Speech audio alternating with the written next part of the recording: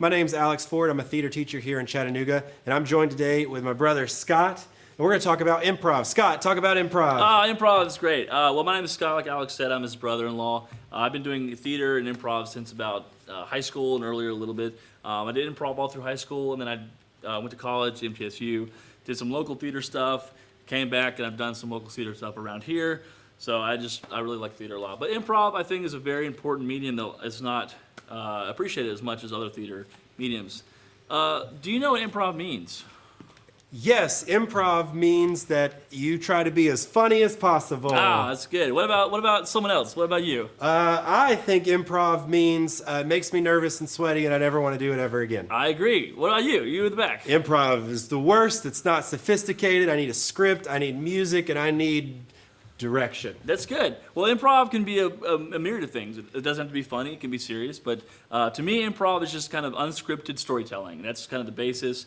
And here's a game that I'm going to teach you how to play. Okay. It's called One Word Story, okay? Okay. This is more of a warm-up game. You can play in a show, but it's more for kind of building group minds and things like that, getting a kind of a group narrative going. All of our groups need their minds to be built. They need to be built. What happens is you have all the players on stage, okay? And each player has to start out saying one word at a time to tell a story. So what happens is Alex will say, let's say the alphabet together, one word at a time. Okay. Go ahead and start. One letter at a time? One letter at a time. A, B, C, D, E, F, G, H, I, J, K, L, M, N. O. Now see, it's very quickly back and forth. Now the point of this game is to build listening skills, build storytelling skills, and also build quickly thinking on your feet. So what we're going to do is we're going to ask our audience member, John here, to give us a couple suggestions so we can start a story, and then we'll tell a story very quickly, okay? What kind of suggestions? Let's have, John, will you give us a female's name, please? Katie. Cool, Katie works perfectly. Will you give us an occupation, John? Doctor. Cool. Katie is a doctor, and what's some sort of annoying problem that you have to deal with on a day-to-day basis? Rowdy patients. Rowdy patients, excellent. So I just want to clarify that all these, this is all improvised, like we've not rehearsed this at all. So we're going to be telling a one-word story about Katie, the doctor, dealing with rowdy patients. Rowdy patients. So let's try to keep it not too long. We Sure. want to address the story. We want to address the person in the story, Katie. Katie. She's a doctor, Yep. and she's got rowdy patients, okay? Got it. This doesn't need to go on forever and ever, okay? Okay. So I'll start, and then we'll just tell the story about Katie, and then once we finish the story, we'll break it down and see how we did, okay? Katie Was a doctor and a very special kind of doctor. She Sometimes dreamed of a less rowdy patient. environment. So She took it upon herself to educate herself about less ways to deal with rowdy. patients. She Studied a lot. and She found this amazing text book called the Secret of Dealing with Rowdy. patients. She Read and Studied completed her studies. then She graduated from the textbook university. and She went to real life. and There was less rowdy. patience. Excellent. Excellent. Very good. Okay. So as you can see, it was a little clunky, but that's okay. That's how the story tends to go. Normally you have more people, more than just two people. So it's really important to listen. As you know, if you're several feet away from someone, it's hard to kind of pay attention. But the story needs to move quickly. Okay. It needs to, needs a lot of pause, a lot of waiting and thinking. It needs to be whatever word fits the story the most, okay? This is gonna be really helpful in helping that story flow very, very quickly. So let's pause, and you guys take time to A, talk about what worked and what didn't work and what we did, and then B, play the game for yourself, and then come back, and we're going to try the game one more time. And we're back. Scott?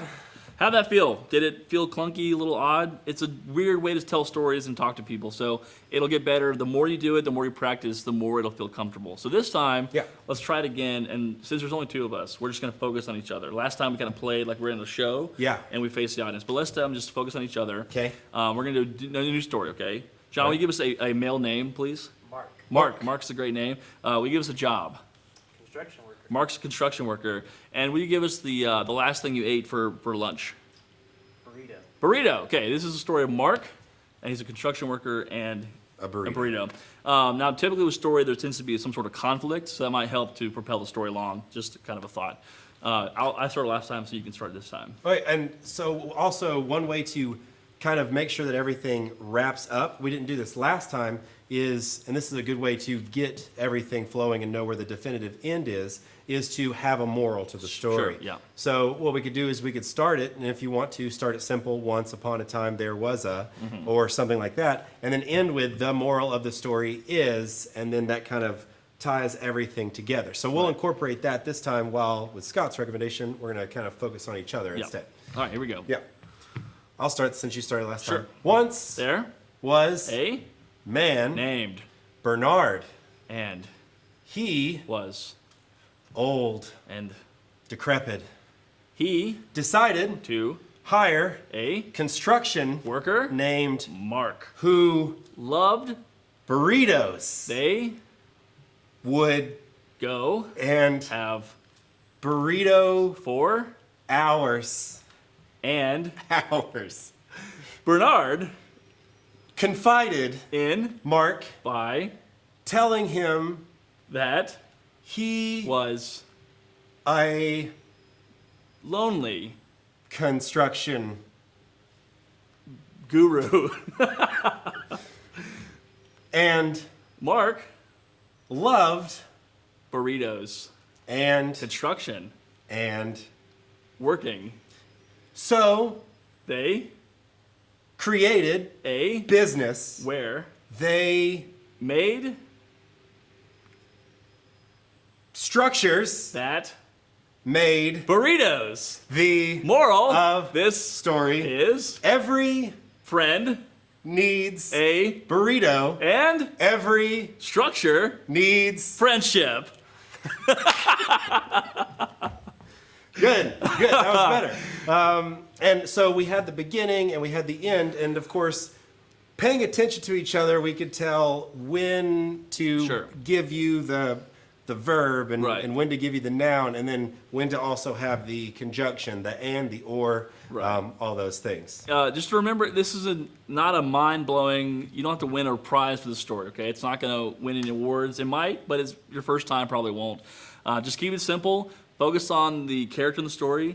Focus on the solution of the conflict. Focus on and then wrapping it up. You're going to want to say more than one word. You're going to say a lot of things. It's okay. Just try it, and let's really focus on each other, listening, not just adding something that you want to say, adding something that narrates the story along to a correct ending, okay? Cool. Thank you, Scott. Yeah. Excellent.